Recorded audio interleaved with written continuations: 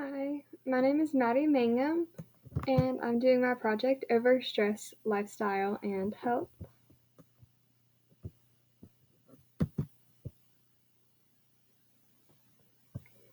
Stress. The basic definition of stress is when your body feels tension from a change.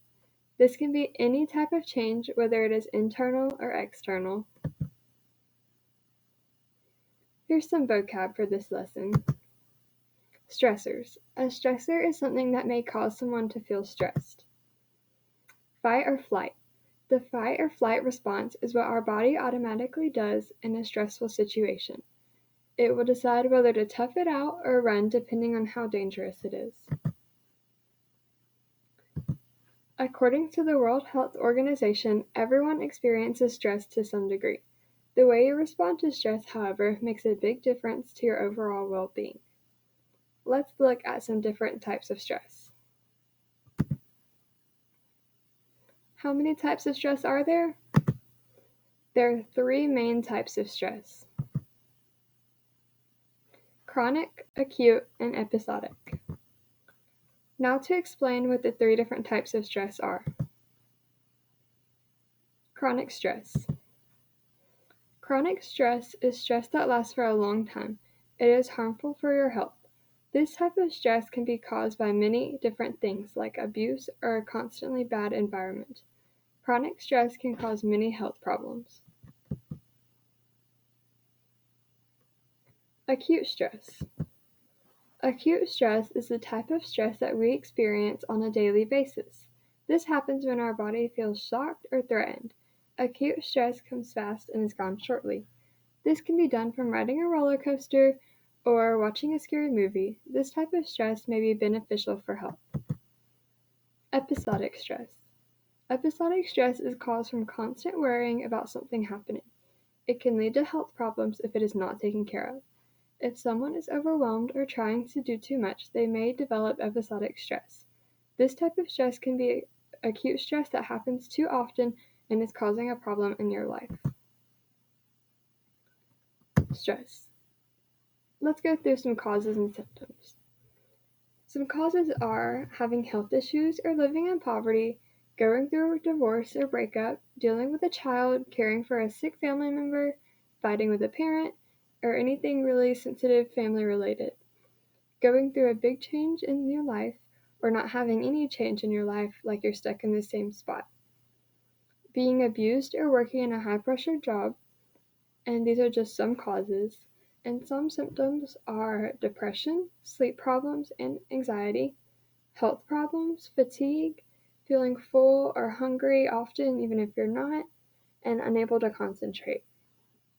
Some more symptoms are having no sense of humor, not being able to be happy, and having no interest in life, dreading anything you must do, feeling irritable, constantly tense, and being impatient.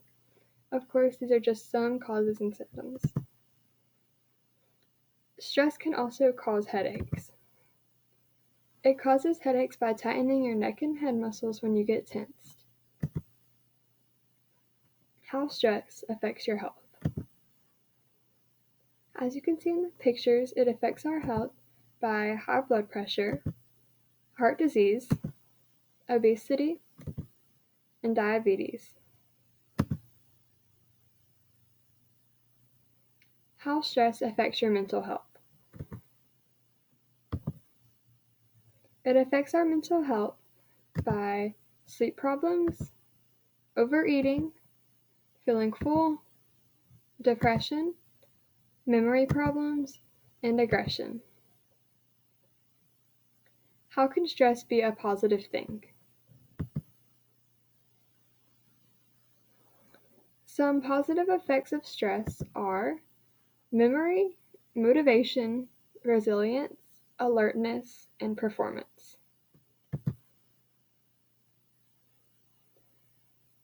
Here's some things from positive stress. It affects our memory because stress causes our stem cells to grow into brain cells, which enhances our memory.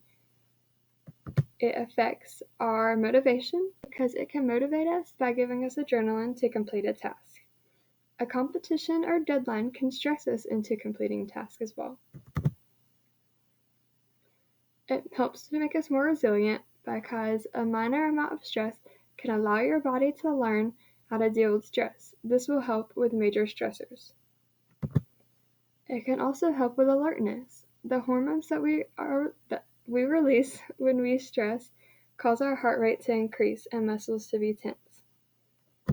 It helps our performance because if your body gets stressed, it releases adrenaline, which allows our body to perform better and we can react quicker. How can we deal with stress? Here's some ways to deal with stress. Coping, and we will look at problem-focused coping and emotion-focused coping. Perceived control. Support, we'll look at social support, and techniques. We'll look at exercise, relaxation, and biofeedback. Coping. We'll look at problem-focused coping and emotion-focused coping. So for problem-focused coping, this type allows you to fix the problem that is causing you stress. That may be fixing it or removing it. This avoids changing your emotions. So an example for this would be if you're in a toxic relationship, maybe just completely getting out of the relationship rather than staying in it and trying to fix your emotions, but just completely getting out of it. And emotion-focused coping, this type of coping allows your feelings to be helped. This allows you to fix your feelings towards the stressor, and this avoids changing the problem. This goes for more major problems, like if there was an epidemic or a death in the family, you can't change that, but you can change how you feel and your emotions. Perceived control. Perceived control is believing that we can impact the end result of a situation. This type of control can lead to better coping strategies and better ways to deal with stress. This can keep you positive and in control of your feelings and what you let affect you. So if you don't let certain things affect you, then they won't stress you out. And so that's how we can perceive control and not let things stress us out when they don't need to. Social support. Social support is needed for a healthy and happy life. This can highly impact your health. It can lower your blood pressure and calm you down. Social support can take many different forms. Some examples are counseling, ranting to a friend just to get all your emotions out, going to someone to be uplifted, looking for someone who has dealt with this type of stress before and going to them for advice, group therapy, or just joining a club or activity to be around more people. Reduction techniques. We'll look at 3. We'll look at exercise, relaxation, and biofeedback. Exercise is getting up and moving your body can help you. This can help you to give you more energy by releasing endorphins. Some examples are walking, running, going to a gym, playing a sport, swimming, biking, and dancing. Relaxation. Relaxing from a stressful situation can lower your heart rate and blood pressure. It can help with memory and anxiety. Some examples are yoga, meditation, music, breathing, being outdoors, and a massage. Biofeedback. Getting feedback like this is very interesting because it allows you to learn what needs to be helped in your body to reduce the stress. Some examples that biofeedback measures are heart rate, brain waves, breathing, muscle tension, and temperature. Let's look at happiness. The three elements of happiness are pleasant life, good life, and meaningful life. Happiness elements. Pleasant life. Leading a pleasant life is to enjoy the things that you do daily, and you're satisfied with your life. An example of this is finding joy in holding the door for someone, or watching a sunset, or doing something that you would do on an everyday life. Good life.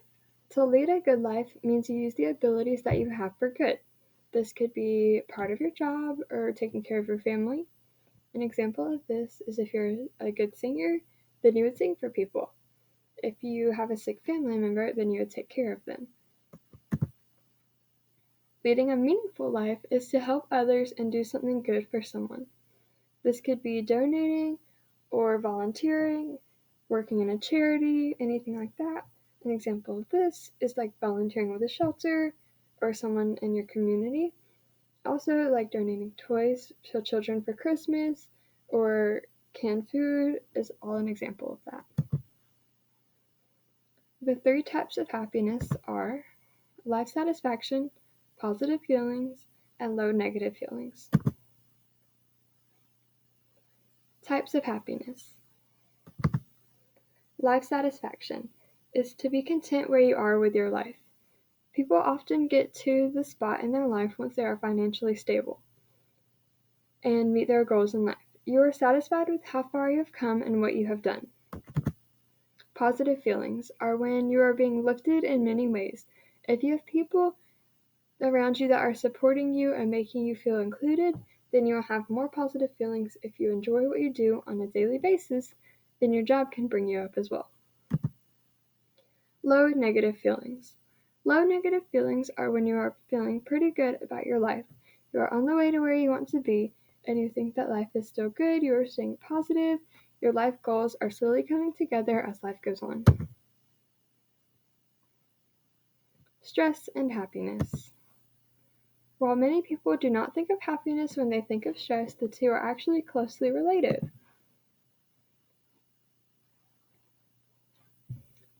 The better your mood is, and if you have a good outlook, you will be able to deal with stress better.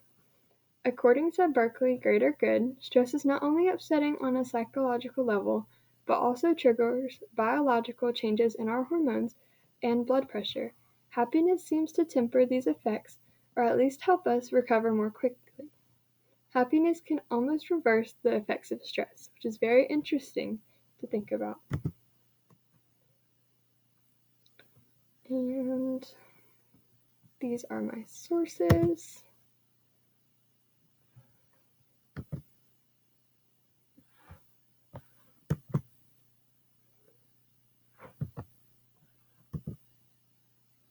Maybe. Okay, there's the sources.